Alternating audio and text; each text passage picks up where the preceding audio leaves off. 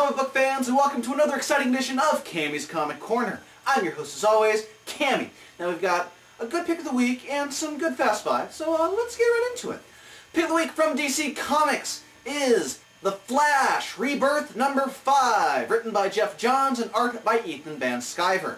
Now, for the longest time, it took me forever to get hooked into The Flash Rebirth. It's not as good as the Green Lantern Rebirth series, in my opinion, and to be perfectly honest, this might be the first series that Geoff Johns has done that I wasn't all that hooked on or impressed with. Well, fear not, we are having this discussion on the forums, actually, which you can find at cammyscomiccorner.com, and about how it just wasn't that great of a series so far, and then sure enough, 5 comes out, and I'm hooked. We follow the Speedsters, all of them, versus Reverse Flash. We have Jay, Wally, Bart, Max Mercury, Irie, Liberty Bell. All of the Speedsters are against Reverse Flash, and they finally are kicking some ass. And remember how Jay always has his helmet? Well, he can be pretty lethal with it, as we find out. Irie becomes the new Impulse, that's the name she's going with, and Barry does a little trick. He says, just imagine your costume, and then sure enough, they all have new costumes. The Speed Force supplies it with them, and it beats carrying it around in a ring. So then we have cool little new costumes, we got new outfits, and then we find something really interesting about Reverse Flash. He went back in time and made Barry's life miserable as much as possible. He had an enemy.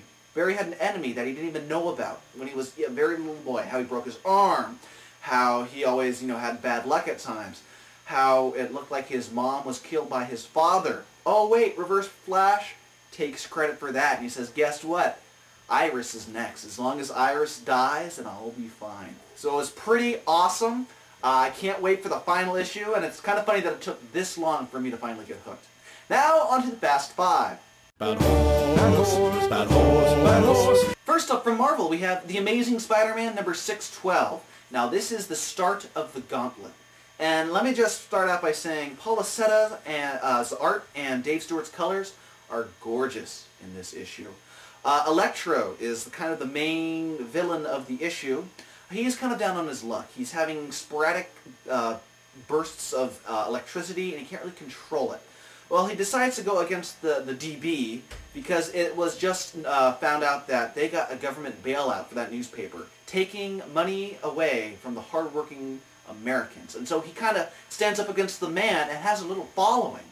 And he says, I've never gone against the fellow people. I've always gone against Spider-Man, and now let's go against the bigwigs. And so he has a large following, very cool t-shirts. I want an Electro t-shirt like that. And he turns his mob against Spider-Man. And so now, if you didn't hate Spider-Man before, now you definitely hate him. And then you got a cool little backup by J.M. Ken Nomura and Joe Kelly, which are the same creative team as on I Kill Giants. So it's just a great bang for your buck. Next up from Boom Studios, we have Irredeemable number 8. Now this was quite the impressive issue because we have Charybdis, who was faking that he had no power without his brother earlier on, just mopping the floor with the plutonium. And he's explaining along the way that Scylla was always taking his power and trying to be impressive and make it think like, oh, they are both equally powerful. But as soon as he died, he got all of his power back, and he decides, you know what? I don't have to pretend like I don't have as I'm defenseless anymore, because now that I'm going against you, you don't know how to fight because you were always so used to being, invincible. So it was really easy, and so he just pretty much chases the Plutonian off, and he kind of goes and mourns the loss of Samsara, his sidekick that he had to pretty much kill because he found out the truth. Cool stuff. Can't wait to see what happens in the next issue. Next up from Vertigo, we have Air number 15. Now, Blythe is still missing from the whole Middle Eastern debacle, and so Amelia Earhart decides she has to go find her. Well, she doesn't look far because Blythe makes her return, and now she's in recovery. And so we get a little bit of a backstory on Amelia and how she was supposed to get married, her past life, and how she helped create the city in the sky that we see with the HyperX engines. Well, she goes looking for Zane, Blythe's little ex, and have a little chat with him. So it was a good little backstory on Amelia. The art is just gorgeous by M.K. Perker, and then it's G. Willow Wilson writing just this spectacular tale. Next up from Dark Horse, we have Dr. Horrible number 1. Now this is very close to being my pick of the week, only because I'm a huge fan of the Sing-Along blog. If you're a fan of Dr. Horrible, you're going to enjoy this issue a lot. We get the whole little backstory of the rise of Dr. Horrible and how he used to, always play with his action figures Justice Joe and Mr. Maniacal until he saw Mr. Maniacal just pretty much kick Justice Joe's ass, and then he goes, okay, I want to be that when I grow up. And sure enough, we get his first fight with Captain Hammer, and how he had to make this whole serum using Captain Hammer's DNA to level the playing field, and how he kind of has some side effects as he also has the same IQ as Captain Hammer. But it was just a brilliant one-shot. If you're a fan, like I said in the series, definitely pick this up. Very, very funny. And finally this week from Image, we have Invincible number 68.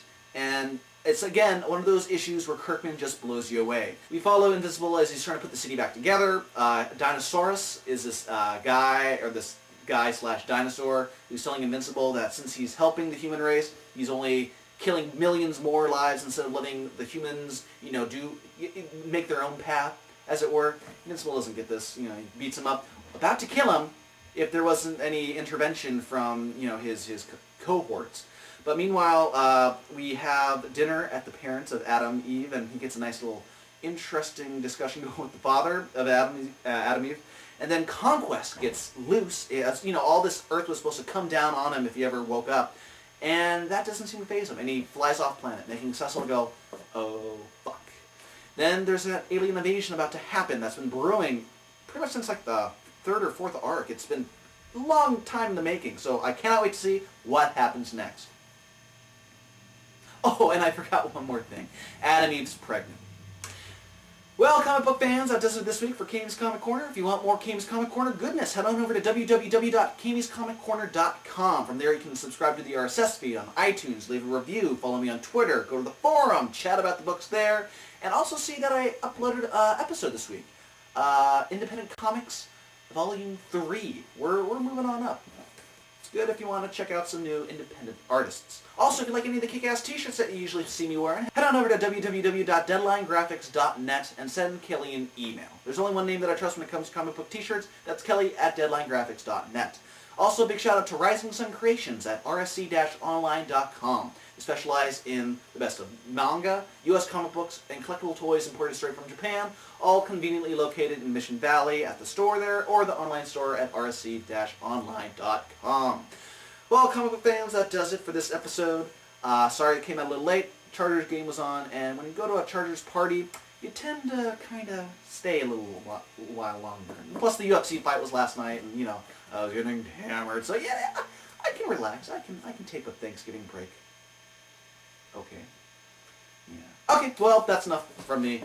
You go out and read some comics now. So, do this all day.